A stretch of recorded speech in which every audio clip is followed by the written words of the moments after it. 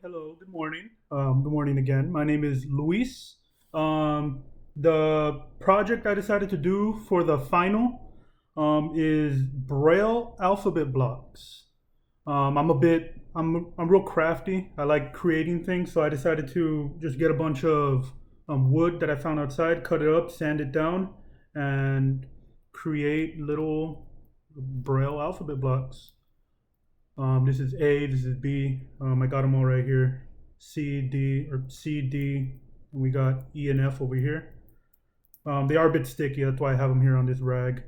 Um, but yeah, Braille alphabet blocks. I did make the all the letters of the alphabet on them as well. The little name I decided to give them was the Touch and Tell alphabet blocks, alphabet cubes, alphabet blocks. Um, I just found it fun, I guess, especially with the age range these are supposed to be for.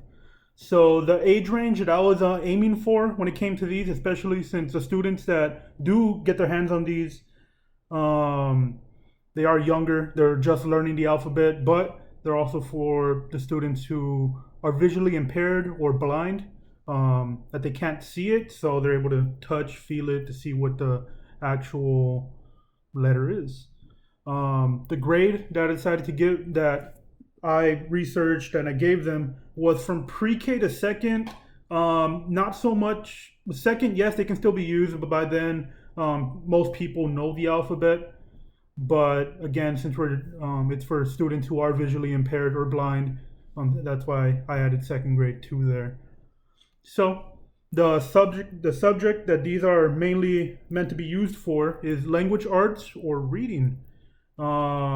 You can use them in math too, but they would have to be numbers in Braille. But yeah, that's the subject area that they're going to be used for. Again, these are mainly for visually impaired students or students that are blind. Um, Again, they can go ahead and feel the block. They can see what letter that is. I believe this is J. So, yeah. All right. Here. I'm gonna go ahead and get the questions that are meant to be answered. 1 second.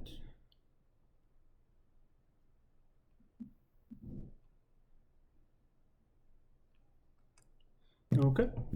So, I'm asked to describe the common characteristics of the disability. So something the like physical, cognitive, sensory, behavioral. So um, for the visually impaired, individuals who are blind, since their sight is very limited. Um, they can't see well. So they can't. This can be resolved more so than individuals with that are visually impaired. Glasses, contact lenses, some medication can help, but when it comes to individuals who are blind, for them they are gonna more or less need a surgery to get that their vision back. Um, when it comes to how this affects them, well, it's their vision. They're not able to do the simple things me and you are able to do, like, oh, let me go walk over here, let me go pick up this, let me go make me something to eat. They're not able to do that as well.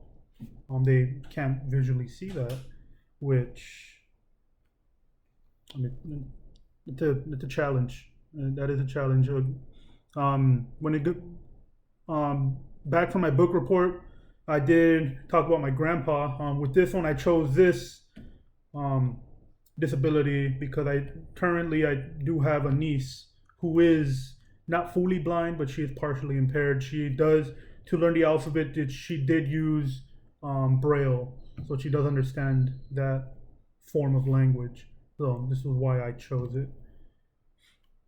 So the challenges again that individuals that are visually impaired or blind, they have trouble reading, they have trouble communicating with people, they have trouble performing basic tasks that you would do if you did have if your sight was normal. and that makes you feel excluded. As my niece did tell me that she has trouble making friends. She had trouble making friends. Now she got used to it. Um, she learned to live with it.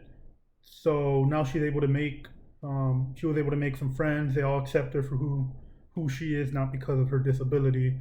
But students who do go through this and they're less secluded than my niece was, then it's going to be difficult for them. That's one of the characteristics.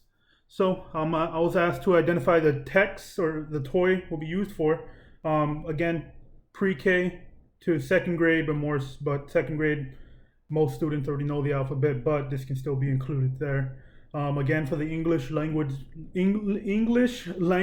arts and reading, the text objective number is 110.2, I believe. And yeah, again, they're out these little braille blocks. Here, let me go ahead and get one right here. These little braille blocks, this right here is A. They're used to learn. Like you feel around them. Okay, it's A. This is B. They're used to learn. They're used to learn.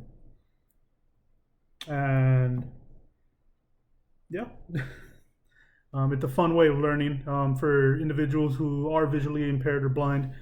They don't have to be scolded. They don't have to be rushed to learn the alphabet. They can go at their own pace, which again is also very understanding and good for individuals with this disability due to them needing to learn it at that pace. They're not going to be able to. They can hear it, but it's not as cognitive as being able to understand it like that. So again, they're braille blocks. They represent each little dot right here. They represent a letter. So go ahead and get this again. 1 second right here. So we have A right here. We got B right here, and we got C. And then I have D over here on some of these other set of blocks as well. I do have all the alphabet. But by using these blocks, students who are just learning to understand Braille, it can be good for them since they are Braille. What's the word? They're easy to use. They don't require anything really, just your sense of feel and touch to understand what they are. And yeah, and because students are going to be learning the alphabet through this, they won't feel like they're behind. They won't feel excluded from the class. They'll be able to keep up with the class as if they didn't have the blocks. Maybe they wouldn't be able to keep up as much, I guess you can say, due to them not being able to see what the letter looks like. And yeah. And so explain how my toy is used and how it assists students. So how my toy is used, again, you just feel the blocks around. You see what type of letter it is. So again, this one is J. You just feel what type of letter it is. It's hands-on. It's a hands-on tactile method. That's the word I was trying to get before.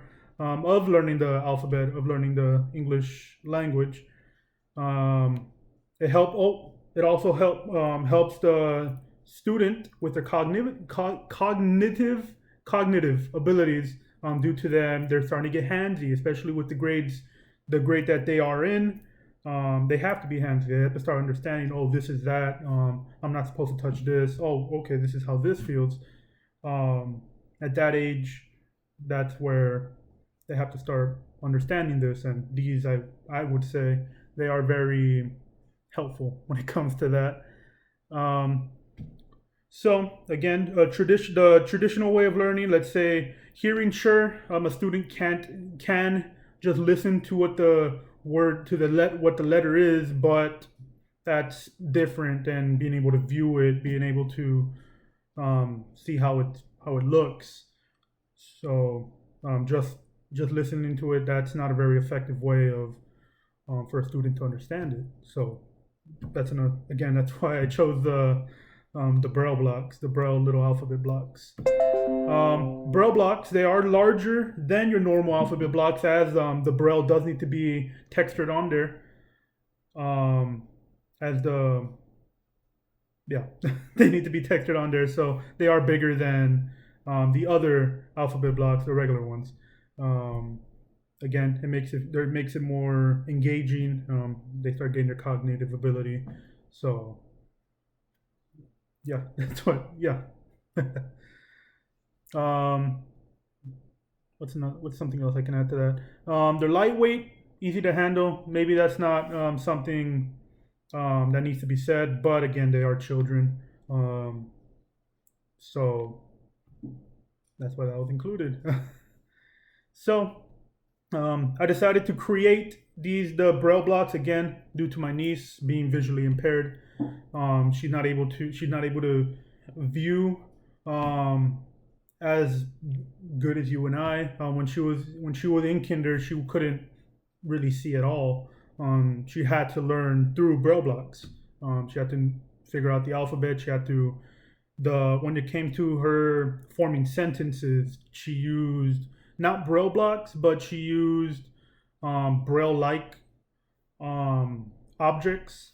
So they had the Braille on it, but it formed a complete sentence. And since by then my niece, she already knew the alphabet at that age, she was able to understand it more due to the Braille blocks she was given when she was in pre-K and kinder. So that's one of the bigger reasons why I chose it. A lot of it has to do with my family, but it touches me more when I do choose a disability with that has that touches me, that I'm a I can't I wouldn't say I'm a part of, since I'm not visually impaired, but that I helped out with, that um,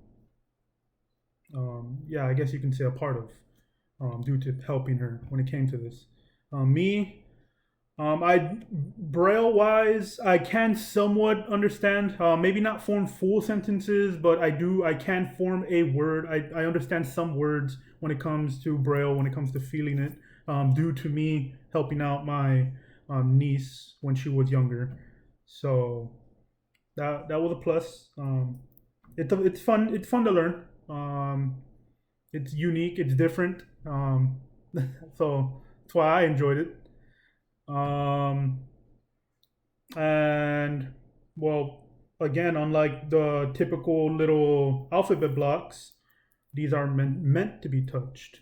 These are meant to be played with. These are meant to be, um, yeah, played with and touched so that you can learn. That's one of the main reasons. That's one of the that's the can you say only reason for these? I guess that's really the only reason these are created, was to help an individual with a disability. So here I'm gonna go ahead and move my camera so we can see these little blocks. These two are stuck together due to the braille, the little braille I decided to add it. They're double-sided stickiness. So I'm just gonna go ahead and turn it around so we can see. I believe this one is S. Here we go. These were not fun to create when it came to the wood. When it came to doing the rest, adding the little dots, to looking up the lesson, to studying on it, it was fun. But creating these woods, trying to make them as symmetrical as possible. Some of them aren't the same shape, but I did find it very entertaining. When it came to understanding it, learning it, but not to creating the wood part, because no one wants to cut wood, especially in 110-degree weather. Well, that's gonna be it. That's the end of semester project that I decided to make. Again, mainly due to my niece having that disability, the visual impairment. So yeah, that's gonna be it. Hope you enjoyed, and thank you for listening.